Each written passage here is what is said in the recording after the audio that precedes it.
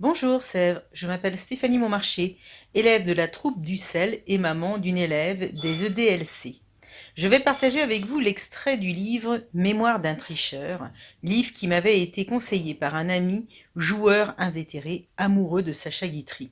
J'ai choisi de vous lire la dernière partie du livre qui s'intitule Moralité.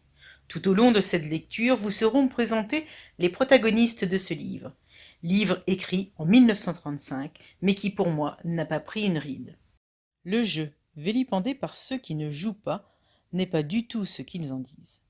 Ce que les gens qui ne jouent pas ne savent pas, ce qu'ils ignorent, ce sont les bienfaits du jeu. Ces inconvénients, je les connais comme eux. Certes, c'est un danger, mais qu'est-ce qui n'est pas un danger dans la vie? Or, il ne faut pas contester l'influence excellente que le jeu peut avoir sur le moral. L'homme qui vient de gagner 1000 francs, ce n'est pas un billet de 1000 francs qu'il a gagné, c'est la possibilité d'en gagner 100 fois plus. Il n'a pas gagné 1000 francs, il a gagné. Quand il perd 1000 francs, il n'a pas perdu que 1000 francs. Quand il les gagne, il a gagné les premiers 1000 francs d'une fortune incalculable. Tous les espoirs lui sont permis. Et voyez cette confiance en lui qu'il a, c'est magnifique.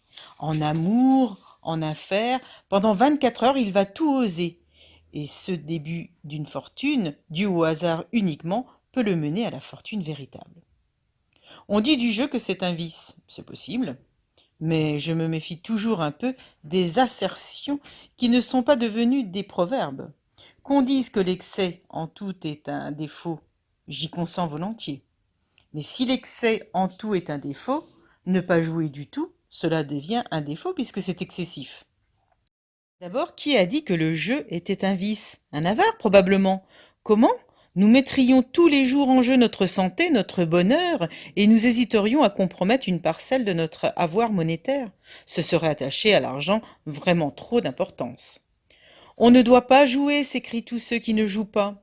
Cela ressemble à des jeux dont les branches seraient solides et qui diraient on ne doit pas être tuberculeux. Car enfin, si le jeu est un vice, c'est peut-être un vice de constitution. On se ruine au jeu. Qui se ruine au jeu? Ceux qui ne sont maîtres ni de leur passion, ni de leur nerf, donc les imbéciles, les faibles, les hésitants, les incapables. Entendons jamais dire qu'un homme éminent se voit ruiné au jeu? Jamais. Or, la plupart des gens éminents sont joueurs. Ceux qui se ruinent au jeu se seraient ruinés dans leurs affaires ou bien avec les femmes. Pourquoi voudriez-vous qu'il n'y eût pas au jeu des imbéciles aussi, puisqu'il y en a partout? Ce n'est pas un métier. Est-ce donc un métier d'acheter des Royal Ducks et de les revendre un mois plus tard? C'est immoral. Et l'on encourage les courses de chevaux, on tolère la bourse des valeurs, dont on ne peut pas toujours dire que ce sont des jeux de hasard, ou des loteries dont on dit qu'elles sont nationales. Les gens qui se tuent. Les gens qui se tuent ne sont pas de vrais joueurs, car un homme qui perd pied à ce point, tout espoir ne saurait être un vrai joueur.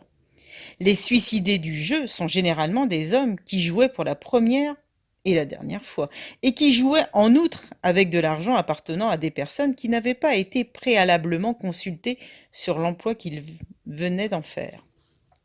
J'aime d'une amitié particulière les villes d'eau qui n'ont pas d'eau, celles où l'on ne soigne rien et qui vivent exclusivement du jeu. Je les trouve extrêmement différentes des autres. Elles ont une sorte d'existence temporaire, illusoire, puisque, en somme, c'est le hasard qui les fait vivre. Il est des villes d'eau dont le nom seul évoque une partie du corps, une partie malade de ce corps. Les reins, le foie, les intestins ou bien le cœur. Les villes dont l'eau des sources est bienfaisante, je vous respecte. Mais vous autres qui n'êtes pas des villes d'eau, je vous préfère. Si l'on vous nomme ville d'eau, si vous le tolérez, c'est par hypocrisie, car vous n'osez pas dire tout haut la délicieuse vérité. Et d'ailleurs, entre nous, vous n'êtes pas maligne. Je ne comprends pas bien pourquoi vous vous cherchez des excuses ainsi. Vous ne guérissez rien.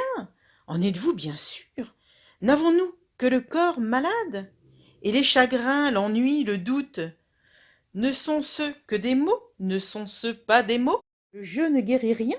Allons donc. Il guérit du jeu, et il est seul à pouvoir le faire. Qu'est-ce que vous pouvez lui demander de plus? Qu'est-ce que vous pouvez lui demander de plus? Merci aux échappés de la coulisse et à la mairie de Sèvres. C'était un plaisir pour moi de partager ce texte avec vous. Et vous, quel est votre échappé?